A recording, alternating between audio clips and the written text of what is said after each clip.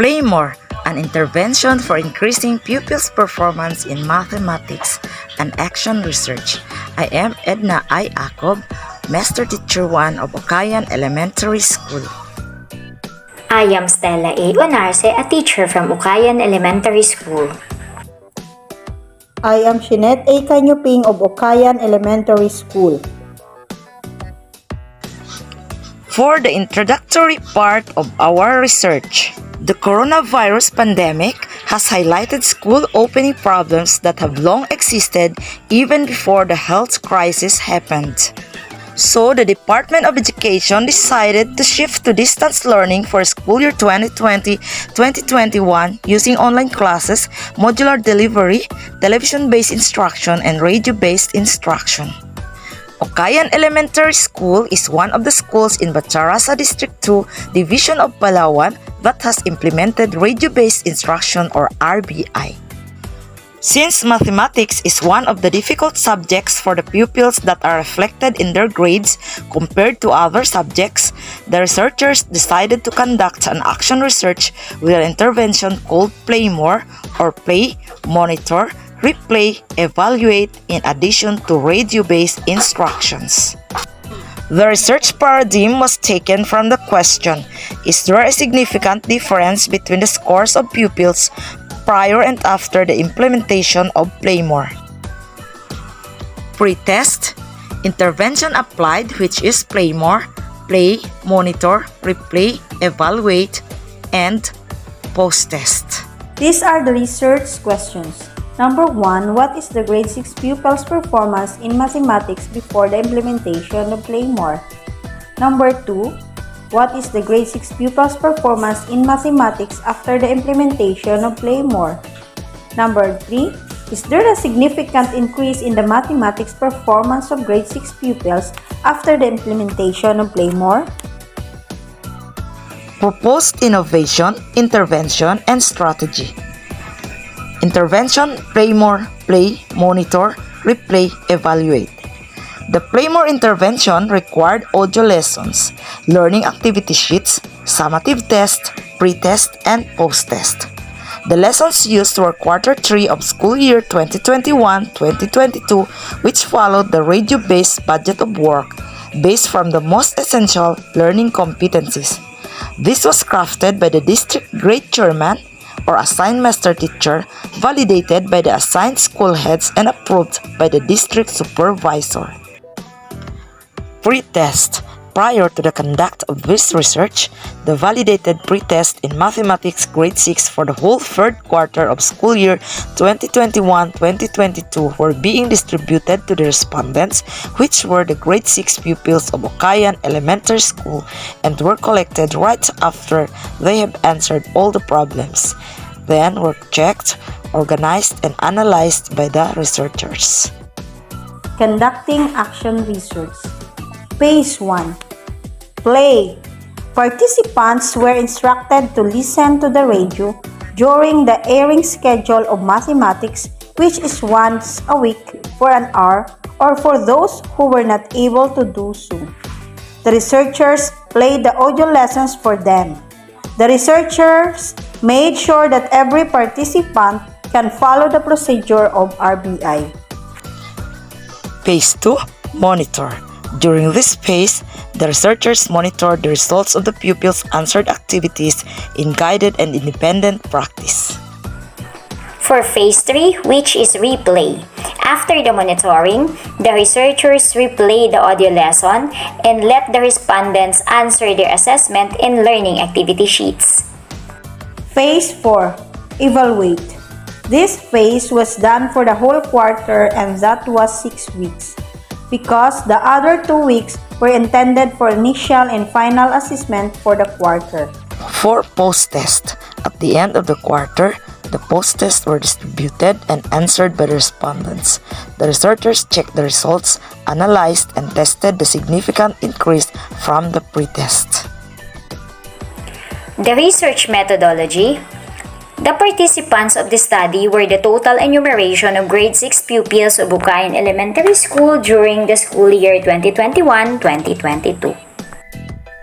data collection, the researchers conducted pre-tests to grade 6 pupils to get their academic performance prior to the implementation of the PLAYMORE intervention and post-tests after the implementation of the said intervention. The researchers used researcher-made tests that were administered for pre- and post-tests among the participants. Ethical issues. Upon the approval of the proposal, the researchers had asked permission and approval of the school head for them to conduct the research by using grade 6 pupils as respondents. The participants were informed about the study and were ensured of confidentiality, and no names were used in the study. The result and discussions of the study. Question 1. What is the grade 6 pupils' performance in mathematics before the implementation of PLAYMORE? This table shows the distribution of pupil scores prior to the implementation of PLAYMORE.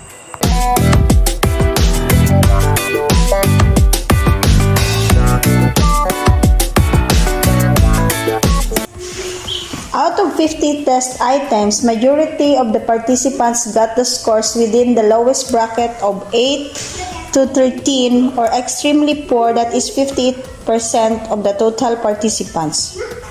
Least number of participants got 26 to 31, described as average or the 6%. The overall mean of the scores is 14.31, which is 29%. Before the implementation of PLAYMORE, the play, monitor, replay, and evaluate, and radio-based instruction, which is far below the standard passing score of 75. Question number 2. What is the pupil's performance in mathematics after the implementation of PLAYMORE? Table 2 shows the distribution of pupil scores after the implementation of PLAYMORE.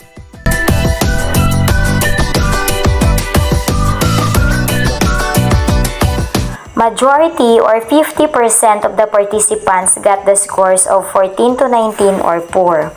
It is followed by 20 to 25 or average, which is 27%.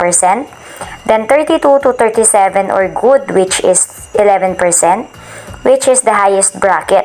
Only 2 participants or 6% from the lowest bracket, which described as extremely poor, and another 2 or 6% from 26 to 31 bracket or relatively good.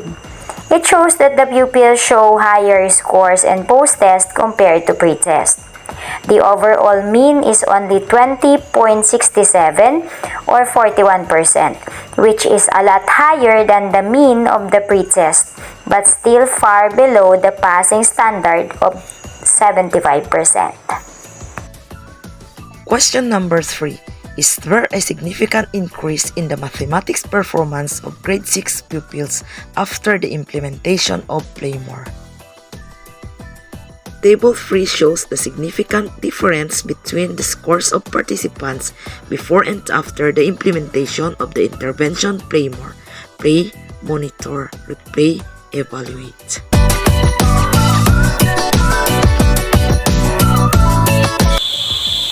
Wilcoxon-signed rank test revealed that there is a significant difference between the mean of the participants prior and after the utilization of PLAYMORE by a smaller sum of 0 at 0.05 level with a value of alpha equals 221.